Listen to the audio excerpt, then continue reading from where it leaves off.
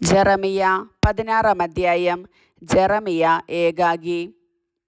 കർത്താവ് എന്നോട് അരുളി ചെയ്തു, ഈ സ്ഥലത്ത് വെച്ച് നീ വിവാഹം കഴിക്കുകയോ നിനക്ക് മക്കളുണ്ടാവുകയോ അരുത്.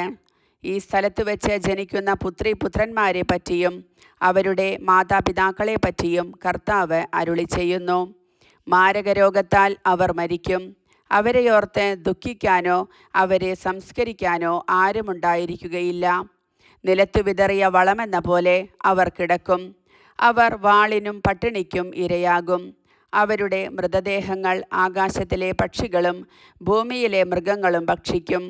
കർത്താവ് അരുളി ചെയ്യുന്നു, നീ വിലാപഗൃഹത്തിൽ പോവുകയോ വിലപിക്കുകയോ അവരോട് സഹതപിക്കുകയോ ചെയ്യരുത്. എന്തെന്നാൽ എൻ്റെ സമാധാനം ഈ ജനത്തിൽ നിന്ന് ഞാൻ പിൻവലിച്ചിരിക്കുന്നു. എൻ്റെ സ്നേഹവും കരുണയും അവർക്കുണ്ടായിരിക്കുകയില്ല. വലിയവരും ചെറിയവരും ഒന്നുപോലെ ഈ ദേശത്ത് മരിച്ചു വീഴും. ആരും അവരെ സംസ്കരിക്കുകയില്ല. അവരെക്കുറിച്ച് ആരും വിലപിക്കുകയില്ല. ആരും തന്നെ മുറിവേൽപ്പിച്ചും തലമുണ്ടനം ചെയ്തും ദുഃഖമാചരിക്കുകയില്ല.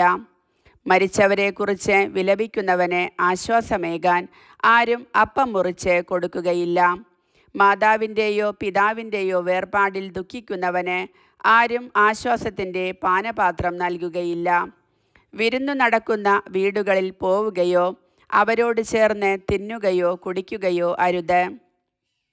എന്തെന്നാൽ ഇസ്രായേലിൻ്റെ ദൈവമായ സൈന്യങ്ങളുടെ കർത്താവ് അരുളി ചെയ്യുന്നു, നിങ്ങളുടെ ജീവിതകാലത്ത് നിങ്ങളുടെ കൺമുൻപിൽ വച്ചു തന്നെ ഈ ദേശത്തു നിന്ന് ഉല്ലാസത്തിൻ്റെയും ആഹ്ലാദത്തിൻ്റെയും ആരവവും മണവാളൻ്റെയും മണവാട്ടിയുടെയും സ്വരവും ഞാൻ ഇല്ലാതാക്കും.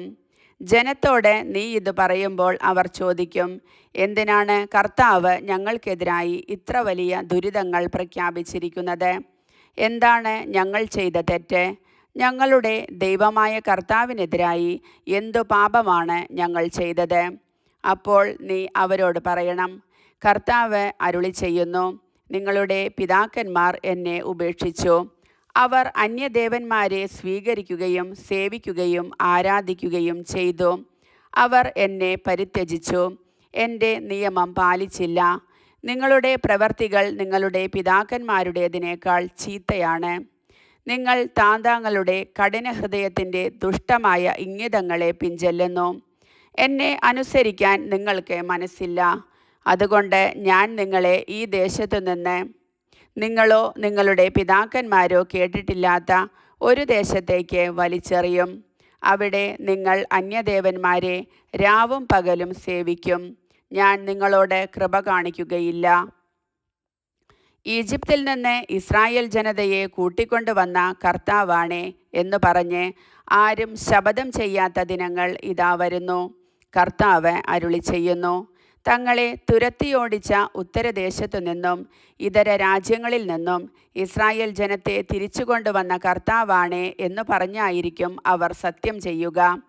എന്തെന്നാൽ അവരുടെ പിതാക്കന്മാർക്ക് ഞാൻ കൊടുത്ത അവരുടെ സ്വന്തം നാട്ടിലേക്ക് ഞാൻ അവരെ തിരിച്ചു കൊണ്ടുവരും. ഞാൻ അനേകം മീൻപിടുത്തക്കാരെ വരുത്തും. അവർ അവരെ പിടികൂടും. കർത്താവ് അരുളി ചെയ്യുന്നു. പിന്നീട് ഞാൻ അനേകം നായാട്ടുകാരെ വരുത്തും. അവർ പർവ്വതങ്ങളിൽ നിന്നും മലകളിൽ നിന്നും പാറയിടുക്കുകളിൽ നിന്നും അവരെ വേട്ടയാടി പിടിക്കും.